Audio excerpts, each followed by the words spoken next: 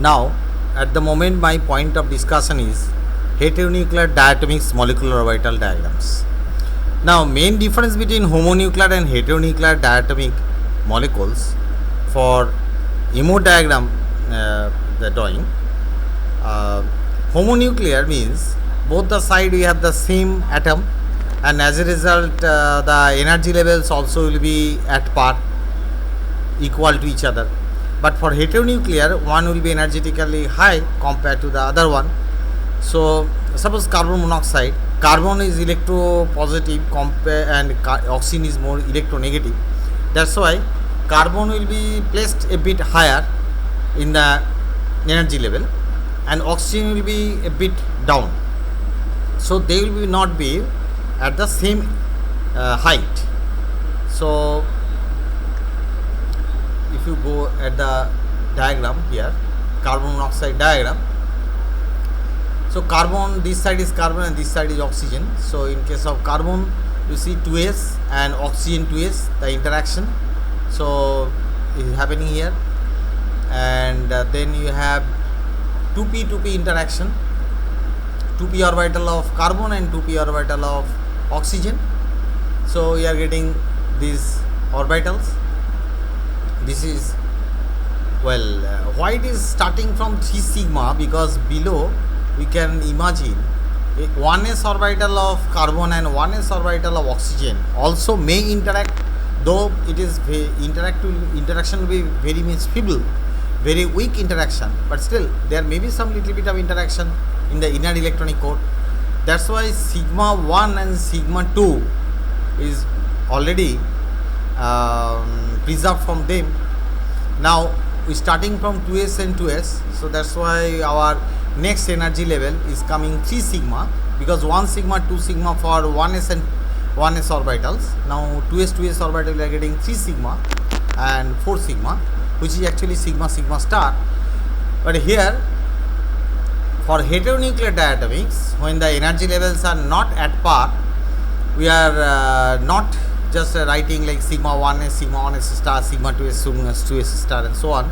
Rather, we are using the term 1 sigma, 2 sigma, 3 sigma, 4 sigma, 5 sigma, and so on. So from the bottommost, you start with that 1 sigma, then 2 sigma, then 3 sigma, then 4 sigma, then 5 sigma. Now coming to pi, 1 pi, then 2 pi. So that way it is represented. Now here this red color, the 2s and 2s interaction, we are getting 3 sigma and 4 sigma, that is sigma star. Then we have interaction between 2p and 2p, giving you 2 pi orbital and 1 sigma. Sigma is higher than pi. Okay, but for carbon monoxide, sigma is coming higher than pi. That is remarkable, because for nitric oxide, when we will just explain, we will find out that this sigma will be lower than pi. Pi will be higher. The main difference. Why it is happening? That is because of electronegativity difference. Carbon and oxygen, if you take the molecular orbital, and nitrogen and oxygen, if you take the molecular orbital. For CO, the carbon is less electronegative compared to nitrogen. Oxygen is same for both. NO has got one oxygen and CO has also got one oxygen. So it is common for both. But carbon is less electronegative than nitrogen, and if you take more electronegative one, it is found the gap between the 2s and 2p is higher, and if you take less electronegative, the gap between the 2p and 2s in energy level is less, and that's why interaction is happening is more. And because of that interaction, this 4 sigma and 5 sigma interaction, the 5 sigma is going above pi. Okay, this 5 sigma is going above pi. We just consider this. Now compare with NO. In case of NO, sigma is below compared to pi. Pi is above. That is because this energy gap between 2s and 2p is higher in this case. And as a result, the interaction between sigma 2s star and sigma 2px is not that high. And so because of that large gap in between, this interaction is becoming negligibly small, and it is below pi. But for carbon monoxide, the interaction is happening more, and 4 sigma 5 sigma interaction is happening, so 5 sigma is going above pi. So the main difference between homonuclear and heteronuclear diatomics is this, that for homonuclear the energy levels will be at par or equal to each other, but here it is not. So here carbon is much above the oxygen. And for nitric oxide, nitrogen and oxygen also there is some energy difference. Nitrogen is above and oxygen is below. But the gap between nitrogen and oxygen is comparatively less than carbon and oxygen. Carbon and oxygen energy difference is much higher compared to nitrogen and oxygen energy difference. That's why the energy levels are closer. And here this sigma 2s star and sigma 2px interaction is comparatively less, and that's why this is below pi. Once again I repeat it. Now coming to the next topic, MO diagram of some organic molecules, and this is called pi MO diagram because full MO diagram is not important. For organic molecules our pi bond is very important, and pi star orbital is taking participated in the bonding most of the cases. That's why suppose you have a double bond compound, so double bond means there will be addition reaction, and the bond can be broken quite easily. It is much more flexible or labile bond compared to sigma. Sigma is much more stronger bond, and pi is much more flexible and labile bond. As a result, what happens, these pi orbitals for organic compound is very important. It has got a crucial role. So that's why the MO diagram we are going to discuss here is called pi MO diagram. Now if you look at here, this one is butadiene. That means two double bonds are present, alternate double bonds. Butadiene, you have got a alternate double bond. So the structure is like this: CH2 double bond, CH double bond, CH2. Now here there can be two bonds. One is one pi bond and one pi star bond. For pi bond,